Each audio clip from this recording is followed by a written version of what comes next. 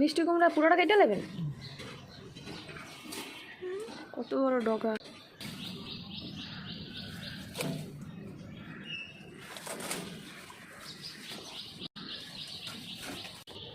খতম, tata, bye bye.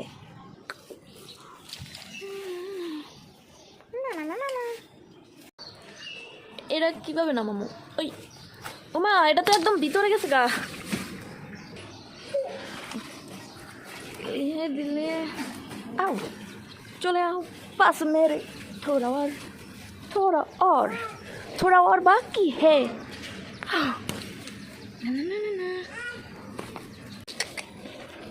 টান টান।